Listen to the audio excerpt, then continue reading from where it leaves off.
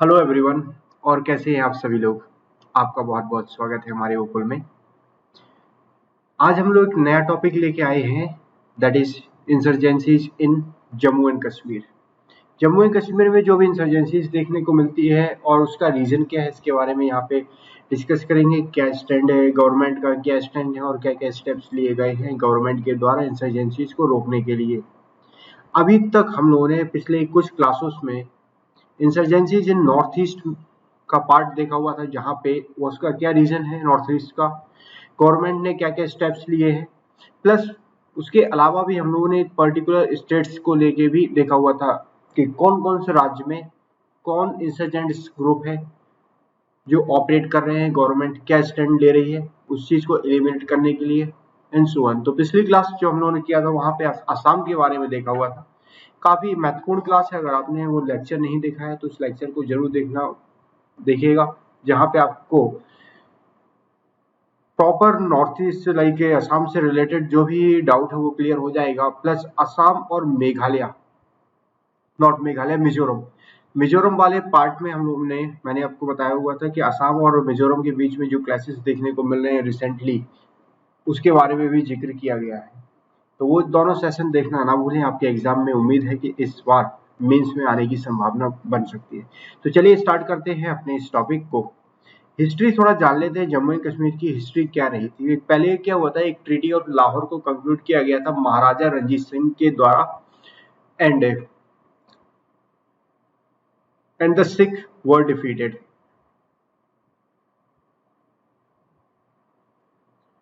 जब महाराजा रणजीत सिंह की मृत्यु हुई थी और सिख को हराया गया था, तब एक ट्रीटी ऑफ लाहौर को कंक्लूड किया गया on behalf of east India companies के द्वारा। और ईस्ट इंडिया कंपनी के कौन सा वो पर्सन थे, that is the governor general sir Henry Hardinge ने इस डील को साइन की गई थी। गुलाब सिंह को कश्मीर का रीजन दिया गया था in the treaty of Amritsar, and जो डोगरा डायनेस्टीज थी उनको बोला गया था कि आप कश्मीर को कंट्रोल कीजिए। तो तब से जो डोगरा डायनेस्टीज थी उन्होंने ही कश्मीर को कंट्रोल किया था तब से। उसके बाद हिंदू राजा एक थे महाराजा हरी सिंह, इन्होंने रूल किया over 77% Muslim people. That is the hallmark of the state are pluralism as well as cultural varieties. यहाँ पे कई सारे कल्चर्स आप देख सकते हैं जम्मू एंड कश्मीर में। अगर बात करते हैं स्टेट्स मेन रिलीजन, स्टेट्स के कौन कौन से मेन रिलीजन है, एक तो सुन्नी मुस्लिम वहां पे रहते हैं, शिया मुस्लिम भी है, बुद्धिज्म भी है, हिंदूज भी डोमिनेट करते हैं कुछ एरियाज में, और यहाँ तक Sikh as well as other people. तो अगर हम बात करते हैं कौन कौन जहाँ पे शिया डोमिनेटेड एरियाज है, उसलिए शिया डोमिनेटेड एरियाज एक तो हिली एरियाज है नॉर्थ ईस्ट का यहाँ पे, और जो गिलगित बल्तिस्तान रीजन है यहाँ पे भी शिया मुस्लिम जो है कम्युनिटी वो डोमिनेट करती है, which is Gilgit Baltistan which share the border between Afghanistan as well as China. सबसे ज्यादा पॉपुलेशन जो देखने को मिलती है that is the Shia Muslim. And Jammu के जो प्लेन एरियाज हैं वहां पे आपको डोमिनेशन देखने को मिलेगा, ज्यादातर हिंदूज रहेंगे। बुद्धिज्म और जो शिया मुस्लिम है इनका, I am really sorry, Sunni जो है वो हिली एरियाज में है, और शिया मुस्लिम जो है वो कुछ एरिया जो हिली एरियाज हैं लद्दाख के वहां पे आपको देखने को मिलेगी, as well as Gilgit and Baltistan which is also the part of Ladakh. Sikh भी आपको देखने को मिलेंगे कुछ एरियाज में, particular like in the states of Jammu and Kashmir. किस तरीके से असेसन हुआ है जम्मू एंड कश्मीर का, इसके बारे में थोड़ा जिक्र कर लेते हैं। देखिए हरी सिंह जो वहां के रूलर थे उस राज्य के, ही डिलेड मेकिंग अ चॉइस, कि उनको ये समझ में नहीं आ रहा था कि जब इंडिया का पार्टीशन हुआ था तो ये समझ में आ रहा था कि वो किसकी साइड में जाएं, इंडिया की साइड में जाएं या फिर पाकिस्तान की साइड में जाएं। तो इसकी वजह से उन्होंने एक इस चीज को मेंटेन किया कि देखिए ना ही हम इंडिया को ज्वाइन करेंगे और ना ही हम पाकिस्तान को ज्वाइन करेंगे। एक तरीके से इंडिपेंडेंस, अपने स्वतंत्रता ही उन्होंने ऑप्ट की थी कि ना हमें इंडिया में ही जाना ना पाकिस्तान में जाना। लेकिन क्या हुआ था, एक अटैक हुआ उस एरियाज में, state western provinces, rebellion the state western provinces followed by an attack by readers from the adjacent, जो उस समय के हमारा north east western frontier provinces था। और जो अटैक था, इस अटैक को बैक किया गया था पाकिस्तान के द्वारा, क्योंकि वो ये चाहते थे कि हमारा जो रीजन है, ये रीजन पाकिस्तान में चला जाए। फिर वहां पे हरी सिंह जी को समझ में आया, नहीं हमने गलत किया है, हमें किसी एक के साइड में होना ही चाहिए। तो हरी सिंह ने ये एक्सेप्ट किया कि हम इंडिया को ज्वाइन करेंगे 26 अक्टूबर 1947 में। और वहां पे क्या बोला गया था कि इस जब ज्वाइन करेंगे तो इन एक्सचेंज, तो इंडिया ने अपने ट्रूप्स भेजे, अपने सेना भेजी, ताकि वो पाकिस्तान के द्वारा जो भी लाइक रेडर्स थे, जो भी फोर्सेस थे पाकिस्तान के द्वारा जो भेजी गई फोर्सेस को, उनको उनके साथ टैकल किया जा सके। एंड एयरलिफ्ट किए गए कुछ कश्मीरीज को। इसके अलावा यहाँ पे ये डिसाइड किया गया कि कुछ सब्जेक्ट्स जो है, कुछ सब्जेक्ट्स हैं जैसे कि डिफेंस हुआ या फिर फॉरेन अफेयर्स हुआ, foreign finance as well as communication, इन पे भारत की संसद का राज चलेगा। मीन्स पार्लियामेंट का पूरा कंट्रोल रहेगा कि पार्लियामेंट इन सारे चीज जो 4 पॉइंट है, defence, foreign affair, finance and communication, इनके ऊपर लॉज बना सकती है। और जो बाकी जो रिमाइंडर पार्ट थे उनके ऊपर अगर कंसेंट अगर कोई लॉ बनाना चाहती है पार्लियामेंट, तो वहां पे स्टेट गवर्नमेंट से अप्रूवल लेना पड़ेगा। अदर एरियाज में स्टेट गवर्नमेंट से अप्रूवल लेना पड़ेगा। लेकिन कुछ ऐसे एरियाज थे जैसे कि Pakistan occupied Kashmir in India and Azad Kashmir in Pakistan, यहाँ पे पाकिस्तानी के जो ट्रूप्स है उन्होंने इस असेसन के बाद भी कई ऐसा देखने को मिला, नॉट देखने को मिला, अभी भी हो रहा है कि पाकिस्तान अपने ट्रूप्स उन एरियाज में भेज रहा है। And then there is a very clashes between both the sides. लेकिन इंसर्जेंसीज क्यों आई? इंसर्जेंसीज आने का क्या रीजन? देखिए, जब 1971 में इंडिया और पाकिस्तान का वॉर हुआ था, तो वहां पे पाकिस्तान काफी ज्यादा एक ह्यूमिलेटेड डिफीट फेस किया गया था पाकिस्तान के द्वारा। तब पाकिस्तान ने एक प्रॉक्सी वॉर स्ट्रेटेजी को डेवलप किया, प्रॉक्सी वॉर स्ट्रेटेजी डेवलप किया, ताकि वो इंडिया के साथ मिलके अपना जो बदला है उस बदले को पूरा किया जा सके। और उससे क्या हुआ, इस प्रॉक्सी वॉर स्ट्रेटेजी के द्वारा इन्होंने फॉस्टरिंग की इंसर्जेंसीज इन पंजाब और जम्मू एंड कश्मीर में। लेकिन अगर बात देखा जाए तो इंसर्जेंसीज कश्मीर में वॉज लो इंटेंसिटी, वहां पे शुरुआत में जो थी वो काफी लो इंटेंसिटी पे थी, फाइटिंग अंटिल 1987। यहाँ पे एक वाइड स्प्रेड सपोर्ट भी देखने को मिला इन 11 पार्टीज जो अपोज्ड अलायंस, उन्होंने they won only 4 seats in 1987 assembly election, जिसकी वजह से ये देखने को मिला है कि इस इलेक्शन यहाँ पे मैनिपुलेशन हुआ इस इन इलेक्शन में। यही एक मेन रीजन है। This is the conflict that was catalyst for the emergence of Kashmir, like emergence of insurgencies in Kashmir valley in 1989। तो मेन जो है वो इंसर्जेंसीज का वो क्या है, just because of election manipulation देखने को मिला इन दी 1987 के जो असेंबली इलेक्शन में। तब से ही इंसर्जेंसीज कश्मीर में है। और उसके बाद आर्म्ड इंसर्जेंट्स ग्रुप की ये भी डिमांड थी कि हम लोगों को जो इंडियाज का, कि हमें इंडिया से सॉवरेनिटी चाहिए और आज़ादी चाहिए। We don't want to be the part of India and we want a freedom. यही इनकी डिमांड, हर एक जहां पे भी आपको इंसर्जेंसीज देखने को मिलती है, हर जगह यही डिमांड रहती है कि हमें आपके साथ नहीं रहना है, हमें फ्रीडम चाहिए या हमें कुछ ना कुछ आज़ादी दीजिए। मेन इंसर्जेंट्स ग्रुप कौन कौन से हैं जो ऑपरेट करते हैं कश्मीर में? देखिए, शुरुआत में क्या था कि 2 मेन ग्रुप थे, that is the armed insurgent, main group of armed insurgents. वो कौन कौन से थे इनके बारे में थोड़ा जिक्र कर लेते हैं। पहला तो था एक JKLF, Jammu and Kashmir liberation front, and दूसरा Hizbul Mujahideen, Jammu and Kashmir liberation front like not front, इसको फाउंड किया गया था 1964 में। एंड ये चाहता था कि they called for the unity of Indian and Pakistani portion of Kashmir, as well as इन लोगों को आज़ादी चाहिए थी कि पूरा एक एंटायर रीजन में कंप्लीट आज़ादी चाहिए थी। तो 1990 में जो JKLF है, Jammu and Kashmir liberation front, that was the most important rebel group in Kashmir, बहुत most important rebel group Kashmir में था। इन्होंने ये भी क्लेम किया था कि they are the secular organisation है, लेकिन उसके बाद भी डिस्पाइट द फर्स्ट वायलेंस, जो पहले वायलेंस जो देखने को मिला अगेंस्ट द कश्मीरी हिंदू, अगर आप ये बोल रहे हो कि आप सेकुलरिज्म हो और उसके बावजूद भी एक वायलेंस देखने को मिल रहा है उस एरियाज में, सो इनका ये तर्क जो है वो सही नहीं बैठता।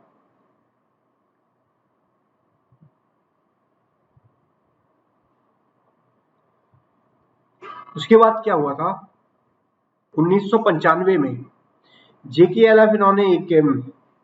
JKLF को लेड किया गया था यासीन मलिक के द्वारा। इन्होंने अबेंडन कर दिया वायलेंस एंड अर्ज द डिप्लोमेटिक सॉल्यूशन। एक इन्होंने बोला कि देखिए हम वायलेंस नहीं चाहते, हमें खून खराबा नहीं चाहते, एक डिप्लोमेटिक सॉल्यूशन होना चाहिए हमारी जो प्रॉब्लम्स हैं, ताकि एक आपके भी तर्क जो है वो आपके तर्क को मैं सुनूं, हमारे जो तर्क हैं हमारे तर्क को आप सुने, उन दोनों के बीच में एक बराबर का समझौता हो सके, ताकि ये वायलेंस जो देखने को मिला against the Kashmiri Hindus in the valleys, वो वायलेंस को कम हो। और कश्मीरी जो हिंदूज थे उनसे ये भी बोला गया कि आप अपने वैलीज में, आप जम्मू आप कश्मीर में वापस आ जाइए। In Kashmir the insurgent fraction has split in 2 camps, 2 camps में जो इंसर्जेंट फ्रैक्शन है ये स्प्लिट कर गए हैं। पहला क्या है, एक मॉडरेट ये चाहते थे कि एक पीसफुल सॉल्यूशन हो सके, हम लोग को एक बिल्कुल शांति और अमन का पीसफुल सॉल्यूशन चाहिए जहां पे कोई भी वायलेंस ना हो, कुछ ना हमारे साइड से ना आपके साइड से। और ये दूसरे जो थे दैट इज द एक्सट्रीमिस्ट, ये हमेशा यही चाहते थे कि वायलेंस का यूज करके हमारे जो भी कॉजेज हैं इनको पूरा किया जाए, हमारे जो भी दिक्कतें हैं इनको पूरा किया जाए वायलेंस का यूज करके।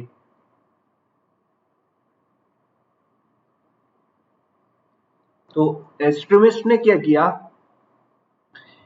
इन्होंने कुछ वहां के जो लोकल्स थे, tiny number of local Hizbul Mujahideen cadres को इंक्लूड कर लिया, जहां पे ये जो लाइक कैडर्स थे ये ज्यादातर मोस्टली डोमिनेटेड जो थे वो पाकिस्तान बेस्ड थे, और इनको फंड जो दे रहा था, जो फंडेड बाय द लश्कर तैयबा, हरकत ul Mujahideen as well as जैसे मोहम्मद, इनके द्वारा फंड किया जा रहा था एक्सट्रीमिस्ट को। एक्सट्रीमिस्ट के जो कैडर्स थे इन लोगों को फंड इनके द्वारा किया जा रहा था। तो 2006 में जो इंसर्जेंसीज थी वैली में has dwelled to the stream of incident and consistently most of the occasional vehicle, आपने देखा होगा कि कई सारे व्हीकल वॉर्म देखने को मिला, और उसके बाद रेड भी कई हुई, हाइड आउट किया गया इंडियन सिक्योरिटीज फोर्सेस के द्वारा। लेकिन अब अगर जो सिचुएशन अभी के टाइम में है, देखिए अभी जो सिचुएशन है after the bifurcation of like of the state into union territories, उससे पहले क्या होता है, स्टोन पेल्टिंग कुछ दिनों तक, कुछ महीनों तक शांति रही, उसके बाद भी सेम प्रॉब्लम ही देखने को मिल रही है। तो लेकिन हाउएवर जो भी प्रॉब्लम है that is the stone pelting, ये यूज किया जाता है यंगस्टर्स के द्वारा इंडियन सिक्योरिटीज फोर्स के अगेंस्ट, ऐसा अभी रिसेंट ईयर्स में देखने को मिला हुआ है। क्या मैकेनिज्म यूज किया जाता है प्रॉक्सी वॉर में इन जम्मू एंड कश्मीर, क्योंकि प्रॉक्सी वॉर ही तो मेन रीजन है इंसर्जेंसीज का। हमने देखा ना कि इंसर्जेंसीज आई क्यों, जब पाकिस्तान 1971 का वॉर हार गया, तभी से वो प्रॉक्सी वॉर यूज कर रहा है अगेंस्ट इंडिया। तो एक प्रोपेगेंडा और various type of malicious campaigns को चलाया जाता है, ताकि जो वहाँ पे जो वैलीज में जो लोग रह रहे हैं उनका ब्रेन वॉश कंप्लीटली किया जा सके। उन लोगों को ऐसी शिक्षा दी जाती है इन सारे कैडर्स के, इन सारे जो हम लोग बोलते हैं एक्सट्रीमिस्ट के द्वारा, कि वो वायलेंस का मीन्स जो पीसफुल का साथ ना देकर वायलेंस का साथ देते हैं। और एक उन दोनों के बीच में इस तरीके से ब्रेन वॉश किया जाए ताकि जो भी ट्रस्ट डेफिसिट है against like a trust deficit between the people of valley as well as India, मतलब अगर जो भी लोग कश्मीर में रह रहे हैं, कश्मीर के जो लोगों का ट्रस्ट है कि India like they are the part of India, आप इंडिया से अलग नहीं है, आपको ऐसा कभी ट्रीट नहीं किया जा रहा है कि that you are completely like apart from India से आप अलग हैं। तो हमेशा ये लोग यही करते हैं कि इस तरीके से प्रोपेगेंडा चलाया जाएगा ताकि लोगों का माइंड ब्रेन वॉश हो जाए और एक ट्रस्ट डेफिसिट भी होने लगे टुवर्ड्स इंडिया। इन्फिल्ट्रेशन और टेररिस्ट को जगह दे दी जाती है, means what we can say like there is a border between PoK. ज्यादातर जो टेररिस्ट देखने को मिलते हैं वो पाकिस्तान ऑक्युपाइड कश्मीर के रीजन से ही आते हैं, ठीक, यहाँ से इधर से। तो यहाँ पे जो लोग रह रहे हैं ये they are mostly of them belongs to like, इनका क्या है कैंप यहीं पे रहता है।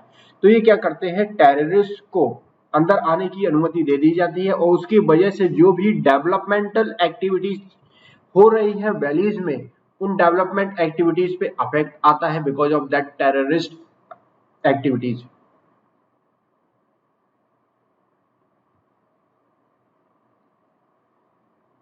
इसके अलावा और क्या क्या यूज किया जाता है, देखिए अब हम बात करते हैं, अगर देखिए टेररिज्म का एक प्रॉपर टॉपिक है टेररिज्म साइबर सिक्योरिटीज, यहाँ पे हम लोग प्रॉपर डिटेल में देखेंगे। यहाँ पे जो टेररिस्ट होते हैं वो इंफॉर्मेशन टेक्नोलॉजी का यूज करते हैं training as well as recruitment में। रिक्रूटमेंट और ट्रेनिंग में इंफॉर्मेशन टेक्नोलॉजी का यूज किया जाता है और इंटरनेशनलाइज कश्मीर का जो इश्यूज है वो उसको इतना ज्यादा इंटरनेशनलाइज कर देंगे ताकि जैसे कि यूनाइटेड नेशन के जो फोरम है यूनाइटेड नेशन में वो इश्यूज जाएगा।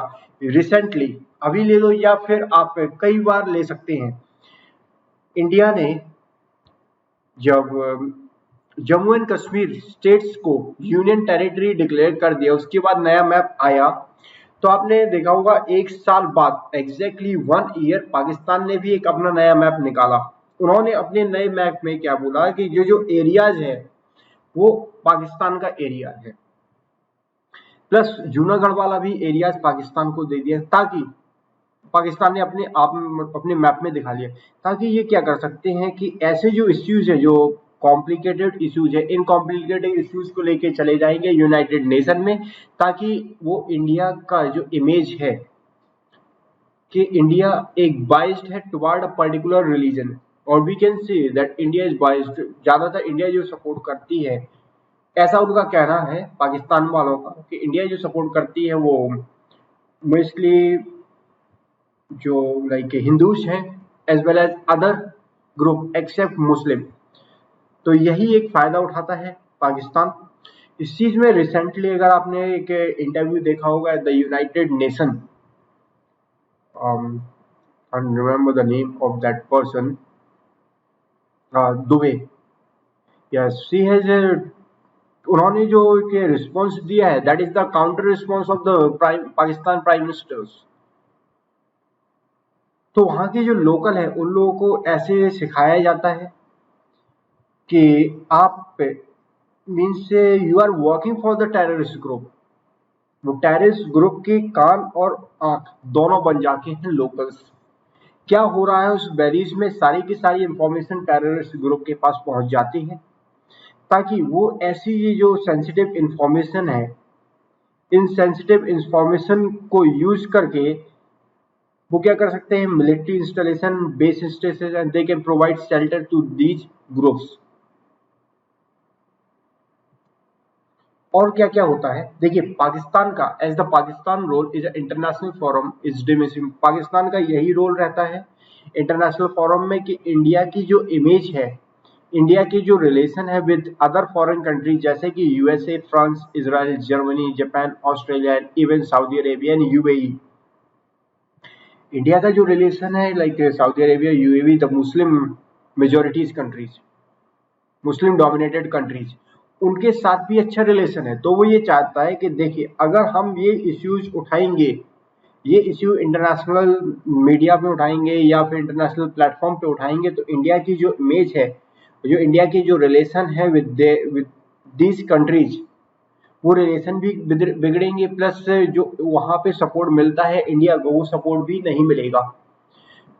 इस चीज को अवॉइड करने के लिए जो भी ये कलेक्टिव बैकलैश देखने को मिलता है, पाकिस्तान ने अब डाइवर्ट कर दिए गए उनके जो टेररिस्ट अटैक थे on the Indian military bases. आपने देखा हुआ उरी अटैक हुआ,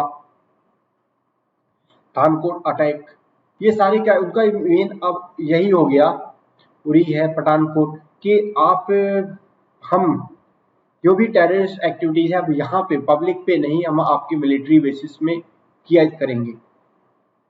तो as the security preparedness of India is strengthening during the last week, हम लोगों ने पहले देखा हुआ है कि इंडिया ज्यादा अब बहुत ही ज्यादा इंडिया का जो बजट रहता है डिफेंस में तो हमेशा ही ज्यादा रहा है, लेकिन पिछले कुछ सालों से काफी ज्यादा इंडिया अपने आप को सिक्योरिटी की फील्ड में एक पूरी तरह से कंप्लीट प्रिपेयर करना चाहती है, ताकि जो भी अटैक हो रहे हैं उनके जो मिलिट्री बेसिस में ये ये लाइक कमजोर करते हैं सिक्योरिटी सिस्टम को। और यही एक नया टैक्टिक्स जो है ये पाकिस्तान के द्वारा अपनाया जा रहा है to bleed India with thousands cut. Stone pellet guns, stone pellet gun में क्या हो रहा है इसमें थोड़ा समझ लेते हैं। देखिए स्टोन पैलेट गन शुरुआत में क्या होता था और अब क्या है। स्टोन पैलेट गन का भी रिसेंटली जो देखा जाए वो वैलीज में यंगस्टर्स को हायर किया जाता है, यंगस्टर्स अटैक करते हैं सिक्योरिटी फोर्सेस पे। यहाँ पे non lethal crowd control method employed किया जाता है by police and the army include tear gas, water cannon, pepper as well as pellet gun. तो आप ये समझ सकते हैं ये सारी चीजें यूज की जाती हैं। जो पैलेट वेपन है ये डिजाइन किया जाता है ताकि वो हर्ट कर सके पीपल को।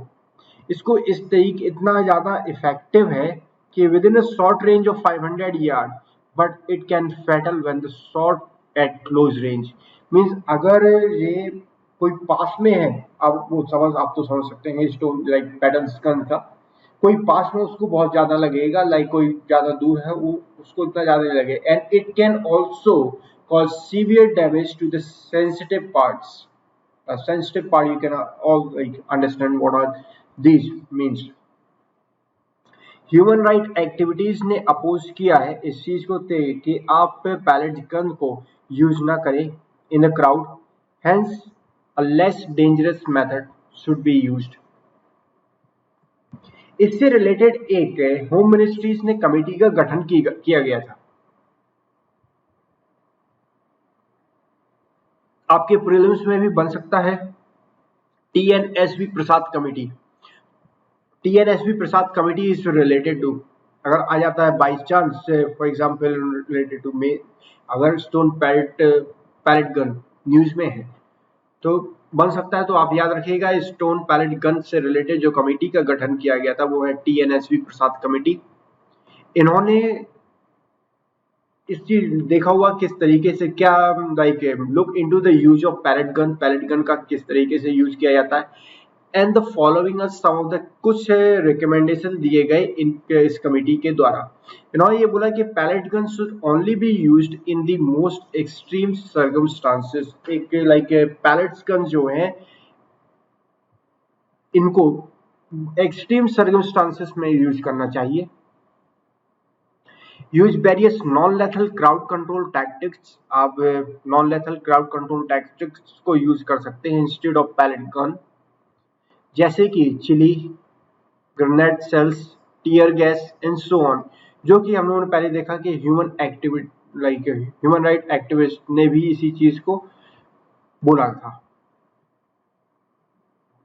एडमिनिस्ट्रेशन ने ये अर्ज किया है कि सिक्योरिटी फोर्सेस जो है वो एम्प्लॉय करते हैं plastic bullets in response to the Supreme Court injection to consider more effective tactics. Supreme court ने ये बोला था कि देखिए आप इस चीज के बदले में आप और कुछ टैक्टिक्स को यूज कर सकते हैं ताकि ये अफेक्ट ना कर सके। तब जो वहाँ के जो एडमिनिस्ट्रेशन है उन्होंने इस चीज का ऐसा कहा गया कि जो सिक्योरिटीज ऑफिसर हैं दे वो अप्लाई करते हैं प्लास्टिक बुलेट्स। गवर्नमेंट ने क्या क्या स्टेप्स लिए specially in the Jammu and Kashmir region में, ताकि वहां पे जो इंसर्जेंसीज देखने को मिल रही इंसर्जेंसी कंप्लीटली हट सके। देखिए उड़ान लेके आए थे, Udan was started with the aim ताकि कि यार ये UDAAN है, UDAN नहीं है उड़ान। इस उड़ान के अंतर्गत स्किल्स प्रोवाइड किया जाएगा यूथ को उस एरिया जम्मू एंड कश्मीर में, उनका मेन एम यही है। प्रधानमंत्री development package for Jammu and Kashmir, क्या है प्रधानमंत्री development package for Jammu and Kashmir के लिए? इसके अंतर्गत जो गवर्नमेंट है वो फोकस कर रही है कि ज्यादा से ज्यादा एवेन्यूज को क्रिएट किया जाए, लाइक एवेन्यूज एम्प्लॉयमेंट को क्रिएट किया जाए, बेटर इंफ्रास्ट्रक्चर को क्रिएट करना है in transportation, health, renewable energy, tourism etcetera. ये भी कदम उठाए हैं कि creating institute like AIIMS, IIT, IIM, construction of the tunnel to reduce the time cost in travelling. तो आपने ये देख लिया होगा अटल टनल, तो जितने भी tunnel as well as there is one tunnel which pass जहाँ पे जम्मू एंड कश्मीर का जो रीजन है उस रीजन में कंप्लीटली ये जो रीजन है, I can remember the name of this tunnel, आपको कमेंट बॉक्स में आपको बता दूंगा मैं जब आप कोई पूछेंगे। तो देखिए इसमें क्या है कि सर्दियों के टाइम में जम्मू एंड कश्मीर के जो सर्दियों के टाइम में ये पूरा बंद हो जाता था, लेकिन इस टनल का बनाते हुए जब टनल बना गया तो ऑल टाइम वेदर कनेक्टिविटी हो गई है। देखिए मेन जहां अगर आप डेवलपमेंट उस एरियाज में कर देंगे, लोगों के लिए रोजगार आ जाएगा, बेटर इंफ्रास्ट्रक्चर प्रोवाइड करेंगे, better health care, better education. Main वही है कि आप एक अर्निंग दीजिए लोगों को ताकि वो दूसरे सोर्सेस में ना जा सके। अभी तो उनको यही तो लग रहा है कि देखिए सरकार हमारे प्रति कुछ कर ही नहीं रही है, ऐसा उनके माइंड सेट में ऑलरेडी बैठ चुका है। जब तक सरकार उनको जॉब नहीं देगी, उनको ये सारे फैसिलिटीज नहीं प्रोवाइड करेगी, तब तक कैसे माना जाएगा कि they are in favour of the people, type of the values people. और गवर्नमेंट ये भी फोकस कर रही है कि उसको डेवलप करना है रेल लिंक प्रोजेक्ट। हिमायत को स्टार्ट किया गया। हिमायत के अंतर्गत क्या है, ये capacity building and employment programme है, प्रोजेक्ट है यूथ के लिए। प्रोजेक्ट सद्भावना, इस प्रोजेक्ट सद्भावना के अंतर्गत क्या है कि इंडियन आर्मीज जो है ये हेल्प करेंगी वहां के जो यूथ लोग हैं, हम जैसे लोग, ताकि ये वो अपने एक ड्रीम, उनका जो ड्रीम है उस ड्रीम को पूरा कर सके। प्रोजेक्ट उम्मीद भी स्टार्ट किया गया। वहां की जो औरतें हैं, जो वेमेन है, वेमेन को एम्पावरमेंट किया जा सके। So these are the steps taken by the government for specially for peoples of Jammu and Kashmir. Present status क्या है जम्मू एंड कश्मीर का, आपने पहले भी देखा होगा कि आर्टिकल 370 एंड 35A को एब्रोगेट कर दिया गया था प्रेसिडेंशियल ऑर्डर के द्वारा। फिर जम्मू एंड कश्मीर जो राज्य था इसको दो पार्ट में डिवाइड किया गया। वन एंड दोनों पार्ट जो है that is the union territories. One is the union territory of Jammu and Kashmir with legislature and Ladakh without legislature. अब जो कॉन्स्टिट्यूशन है, पहले क्या होता था कि कॉन्स्टिट्यूशन जम्मू एंड कश्मीर का अलग कॉन्स्टिट्यूशन होता था और ऑल ओवर इंडिया का अलग constitution except Jammu and Kashmir. अब जो कॉन्स्टिट्यूशन है of India that is applicable to the states of Jammu and Kashmir. Conclusion में हम लोग क्या बोल सकते हैं, देखिए एक सीज फायर एग्रीमेंट की जरूरत है और गवर्नमेंट ने जो स्टेप्स लिए हैं इनको जल्द से जल्द पूरा किया जा सके, ताकि वहां के जो वैलीज में जो लोग रह रहे हैं उनके अंदर एक ट्रस्ट बना रहे कि गवर्नमेंट उनके प्रति है। वहां पे जो एक्सट्रीमिस्ट हैं या फिर मॉडरेट्स हैं इनके साथ एक एग्रीमेंट साइन किया जाए, एक एग्रीमेंट लाइक डिप्लोमेटिक सॉल्यूशन होना चाहिए। जो भी इंसर्जेंसीज है उस इंसर्जेंसीज को खत्म किया जाए, थ्रू द डिप्लोमेटिक सॉल्यूशंस। एक परमानेंट एग्रीमेंट की जरूरत है जो कि इंडिया गवर्नमेंट ऑफ इंडिया की साइड से होना चाहिए एज वेल एज अदर, लेकिन स्टेप्स गवर्नमेंट ऑफ इंडिया ही ले। और जो भी प्रोजेक्ट्स चल रहे हैं उन प्रोजेक्ट्स को जल्द से जल्द कंप्लीट किया जाए, और जो स्कीम्स हैं for example like development, empowerment of women and other thing like project सद्भावना, प्रोजेक्ट हिमायत, तो इन सारी स्कीम्स को प्रॉपर तरीके से इम्प्लीमेंट किया जाए ताकि हर एक सेक्शन के लोगों तक ये स्कीम के जो बेनिफिट्स हैं वो पहुंचे सकें। एक कंडीसिव एनवायरनमेंट की जरूरत है for the investment in the region and will solve the socio economic backwardness of the region. अगर आपको कोई भी डाउट हो तो आप क्लियर कर सकते हैं। Else, that's it for the day. In the next class, we will be learning a new topic, that is the border management. तो border management एक काफी बड़ा टॉपिक है because we are going to learn about India के जो भी border management है, Pakistan, Jammu and Kashmir, Nepal, Bhutan, China, sorry Jammu not Jammu and Kashmir, China, Myanmar, Bangladesh, इन सारे बॉर्डर्स के बारे में हम लोग जिक्र करेंगे। तो first will start the border management, किस तरीके से मैनेजमेंट किया जाता है, कौन कौन से फोर्सेस कहाँ पे हैं, which is very important for your exam preparation. So if you haven't subscribed to our channel yet, please do it now. Also press the bell icon so that you get the notification of all our upcoming videos. If you have any queries related to our content, that you can either write in the comment section below. I will personally reply to all your doubting queries within 24 hours. You can also share your feedback with us so that we can improve upon it if required. You can also connect with us through our OCUL website, Facebook page, Twitter page, Telegram channel or email. All these links are provided in the description below. Also, don't forget to share these videos with your friends and colleagues so that others can also benefit from our effort. So thanks to all for this session. See you in the next session. Till then, enjoy learning with OCUL. Have a nice day.